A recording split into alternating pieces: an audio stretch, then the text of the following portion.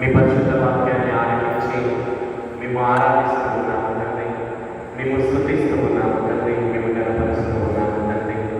యేసు మా దైవమా, నీ పరిశుద్ధ వాక్యం కట్టుబడి జీవించే వారందరినీ కూడా దీవిస్తారని మీరు వాక్యంలో సెలవిస్తూ ఉన్నారు ప్రభా.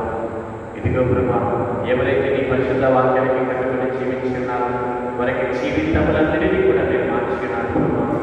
మీరు ఒక్క మాట పలికి ఎంతో మందిని స్వస్థపరిచినారు. స్వస్థపరిచిన వారందరూ కూడా మీ వాక్యం ఆలకించి విశ్వసించున్నారు. ఆ విశ్వసించిన వాక్యం ప్రకారం జీవించున్నారు. వారి జీవితాలన్నింటినీ కూడా 100% ఫలవంతంగా చేస్తున్నారు ప్రభా. మరి అదే రీతిగా మీ వాక్యం మేము ఆలకించినారు ప్రభా. అన్నాడు మేము గురించుండగా ఏ విధంగానైతే సామాన్య ప్రజలు మీ శిష్యులు మీ తల్లి వాక్యం ఆలకించి ధరించిపోయి ఉన్నారు, అర్థం చేసుకున్న వాక్యం ప్రకారం జీవించున్నారు. మరి అదే వాక్యం ఈరోజు పరిశుద్ధ గ్రంథ రూపంలో మేము ఆలకించుకున్నాము తండ్రి. ప్రభువా, మీరు బోధించిన వాక్యం ధ్యానం చేసుకున్నాము తండ్రి.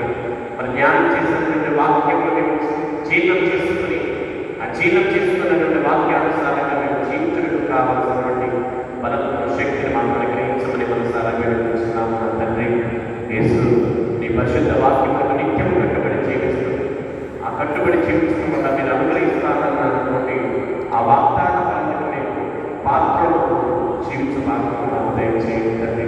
యేసు మా దేవమా, ఇదిగో ప్రభు మరొకసారి మా పాత్రను ఇక్కడికి విన్నవించుకుంటూ ఉన్నాము తండ్రి. మరొకసారి మీ పాద సన్నిధిలో మమ్మల్ని అందరినీ కూడా మేము సమర్పించుకుంటున్నాము తండ్రి. మాలో ఉన్నటువంటి పాత్రని మన కష్టాలను కూడా తొలగించి మా విన్నపంతో ఈ యొక్క క్షణమనే ఆలకించి ప్రభు అవన్నీ కూడా నెరవేర్చమని మాకు నిత్యము ఉండమని మేము వేడుకుంటున్నాము తండ్రి.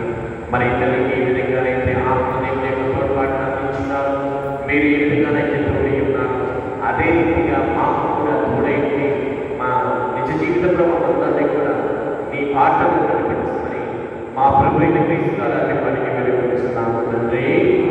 పరలోకమందున్న మా యొక్క